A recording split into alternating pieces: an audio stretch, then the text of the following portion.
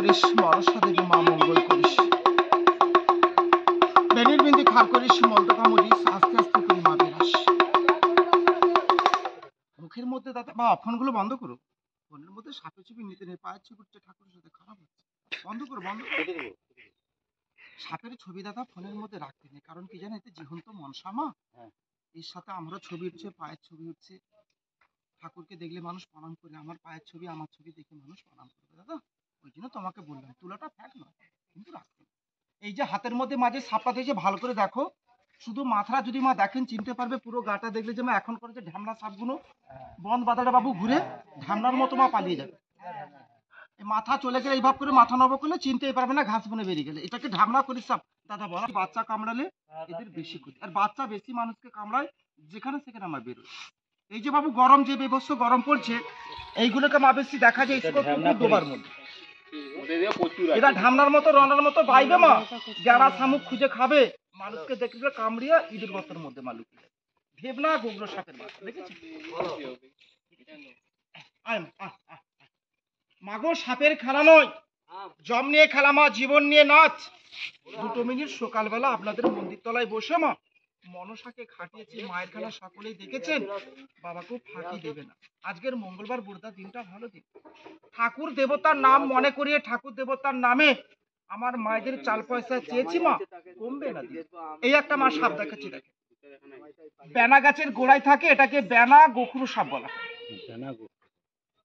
বাবু একই সাপ দেখেছি, পরশুদিন একটা সাপ ধরেছি, এদিকে বাচ্চাকে হাঁটু থেকে রেখেছি, তোমরা দাঁড়িয়ে দেখতে পারবে না, আদরে উঠবে, এরকমই মোটা, এইরকমই হবে সাপটা, কি ভারী বাবা, বুঝতে পারলে? এটার মধ্যে থাকলে হবে না, ধরলে হবে।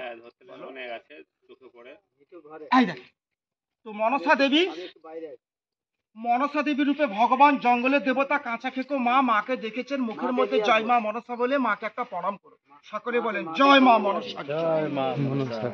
আর এটা নতুন সাপ, একে বেশি বাবা লাড়ালাড়ি খুঁটাখুচি করবে না, এমনি বাক্সটা সরিয়ে সাপটাকে দেখাবো দূর থেকে মা, সকলেই দেখবেন, তবে বাবা কেউ চেঁচামেচি করবে না। সাপটার বিষ আছে তো, মাটির মধ্যে বড় করে ছবল মেরে দিলে বিষটা পড়ে গেলে জলের মতো তো বাবা ঘুরতে পারবে। আই দেখো তাড়াতাড়ি আসো, তাড়াতাড়ি আসো।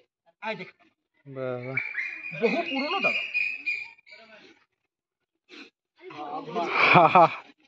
কি বড় সাপ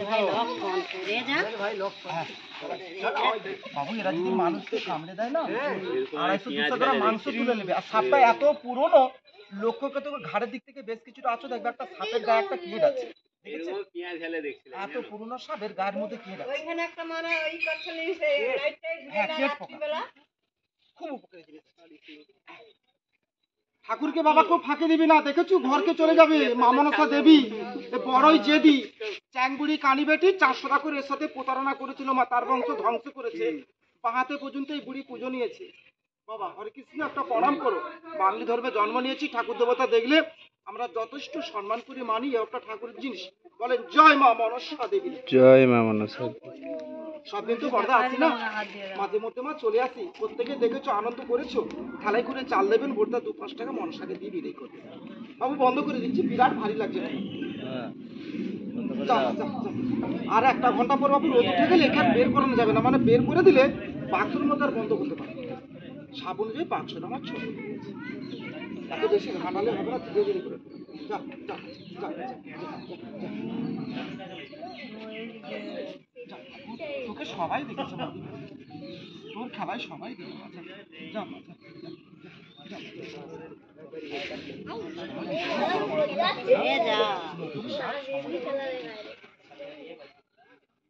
আবার সালাবার আগে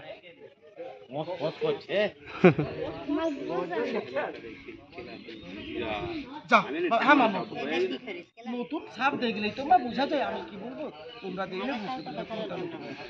যা মা খেলা শেষ হয়ে গেছে, সকলে মা চলে যাবে।